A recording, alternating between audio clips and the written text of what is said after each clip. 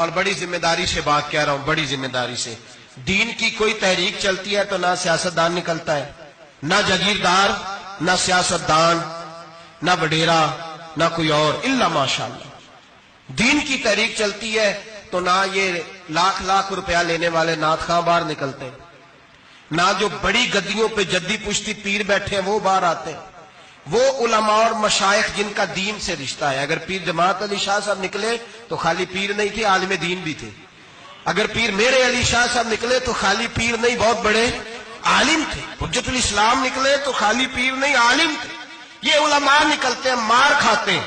ایک عالم نے مار نہیں کھائی، دو نے نہیں کھائی، درجنوں نے کھائی، ہزاروں اور سینکڑوں نے کھائی۔ علماء نے قربانیاں دیں، جیلوں میں بند ہوئے۔ علامہ محمود رضوی صاحب رحمت اللہ تعالی علیہ کو پکڑ کے لاہور کے قلعے میں بند کیا گیا، اور انگریز نے اس قدر سخت سزا دی کہ علامہ کو باندھ کے ختم نبوت کی تحریک چلانے کے جرم میں الٹا لٹکا کے تو نیچے توڑی ڈال کے اور چیزیں ڈال کے دھواں جلا دیا گیا۔ ان کے ناک میں دھواں جاتا تھا، ساری زندگی دمے کے مریض رہے، دو تین باتیں بھی کھول کے نہیں کر پاتے تھے، اس قدر زیادہ اذیت دی گئی علماء کو، اس قدر زیادہ۔ علامہ عبدالحمد بدایونی رحمت اللہ تعالی علیہ فرماتے ہیں کاٹنے والے جانور ہماری شلواروں میں ڈال کے نیچے سے باندھ دیا جاتا تھا، کہا جاتا تھا اب ختم نبوت کی بات کرو، لیکن کوئی شخص بھی ایک منٹ کے لیے بھی پیچھے ہٹنے کو تیار، قربانیاں دے کر قربانیاں ان بے ایمانوں کو کافر قرار دلوایا۔ اور پھر بطلِ حریت امام وقت حضرت علامہ شاہ احمد نورانی رحمت اللہ علیہ، مولانا عبدالستار خان نیازی کو سزائے موت کا حکم ہوا۔ مولانا ابو الاسناد اعلیٰ حضرت کے خلیفہ تھے، ان کے صاحبزادے سید خلیل احمد صاحب رحمت اللہ تعالی علیہ کو سزائے موت کا حکم ہوا کہ مرزائیوں کے خلاف انہوں نے علم بلند کیا، وہ تو پاکستان بنا۔ پھر جدوجہد شروع ہوئی، پھر زور ہوا، پھر علامہ نورانی رحمت اللہ علیہ کی قیادت میں پورے زور اور شور کے ساتھ تحریک چلی۔ آخر مجبور ہوئے اس دور کے وزیر اعظم بھٹو صاحب، مجبور ہو گئے اور کہا ٹھیک ہے سویرے میں مرزے کے پوتے کو بلاتا ہوں، آپ اسمبلی میں بیٹھ کے بات کریں، ان سے گفتگو کریں، اگر ہم قومی اسمبلی کے ممبران نے دیکھا واقعی جھوٹا ہے تو ہم انہیں اقلیت قرار دے دیں گے۔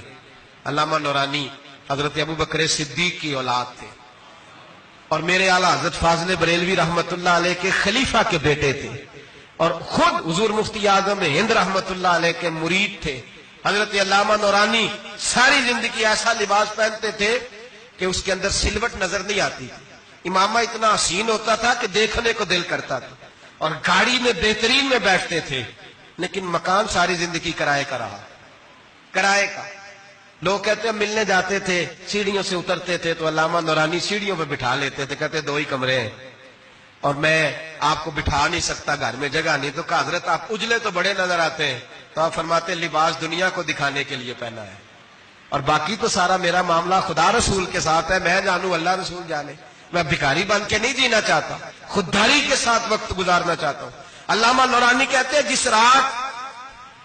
جس رات صبح اسمبلی میں مناظرہ ہونا تھا تو میں سوچنے لگا آج رات کیا کروں، تو پھر مجھے خیال آیا میں نے وہی کرنا ہے جو بدر کی رات میرے مصطفیٰ نے کیا تھا۔ ساری رات میں مصلی پہ بیٹھا رہا، کہتے ہیں بس اونگ لگی تو بات بن گئی، آنکھ لگی تو بات بن گئی۔ کہتے ہیں سحری کا وقت ہوا تو دستک ہوئی دروازے پہ، دو تین نادان دو۔ علامہ نورانی کہتے ہیں میں نے جب پیر کی ٹھوکر لگائی تو بریف کیس کھل گیا اور اس میں کروڑوں روپے بکھر گئے۔ مجھے کہنے لگے پیسے دیکھ کے تو آپ کو خیال آ گیا ہوگا کہ بچوں کے لیے بھی کچھ سوچنا ہے، پیچھے بھی پلٹ کے دیکھنا ہے۔ تو نورانی صاحب رحمت اللہ علیہ فرمانے لگے میں نے کہا ہاں میں وصول تو کر لیتا پر تم نے قیمت بڑی تھوڑی لگائی ہے، ایمان بیچنا اتنی تھوڑی قیمت، میری تو رات زیادہ قیمت لگ گئی ہے، بڑی زیادہ قیمت، میں تو بک گیا ہوں پہلے سے۔ کہنے لگے آپ کی کیا قیمت لگی ہے؟ فرمانے لگے رات میں درود پڑھتے پڑھتے سویا ہوں تو مدینے والے رسول کا دیدار نصیب ہوا ہے، اور نبی پاک نے تھپکی دے کے کہا فکر نہ کرنا میں تیرے ساتھ ہوں۔ تو کہنے لگے جس کی قیمت محمد عربی لگائے کوئی اسے خرید سکتا ہے؟ سویرے میدان لگے گا اسمبلی میں اور میں اسمبلی کے فلور پہ ثابت کروں گا تم کل بھی بے ایمان تھے، آج بھی बेईमानो कयामत तक तुम बेईमान ही रहोगे। जितना मर्जी पढ़ जाओ, लिख जाओ, जितनी मर्जी बड़ी इबादत गाहें बना लो, जितना मर्जी शोर कर लो, और जितने मर्जी कनाडा और अमेरिका तुम्हारा साथ दे ले, हमारे रसूल आखिरी नबी है, हुजूर आखिरी नबी है। ये उम्मत का मुतफिका अकीदा है, इसमें किसी को रखना डालने की इजाजत है। आप फरमाते हैं सवेरे वो आया, बड़े जोर से आया, कभी अंग्रेजी बोलता, कभी कोई बोली बोलता, लेकिन अहमद रजा के दरवाजे का एक फकीर एक बात ही करता, वो रजा के नेजे की मार है कि अदुव के सीने में गार है, किसे चारा जोई का वार है तो जो वार वार से पार। कहते एक और मौलवी साहब भी आए मेरे साथ मुनाजरा करने, उनकी अपनी किताब से निकल आया कि नबी पाक के बाद आखिरी कोई और नबी आ जाए तो फर्क नहीं पड़ता। अपनी किताब से, उनके दारुलूम बानी, दारुलूम बनाने वाले की किताब से निकल आया। तो मौलवी वो मिर्जा कहने लगा तुमने भी तो लिखा है। हमने कहा ये भी बेईमान है, आला हजरत कह चुके हैं ये काफिर है, ये भी तुम्हारी तरह का ही है जालिम, लिहाजा इसकी बात का कोई एतबार नहीं है।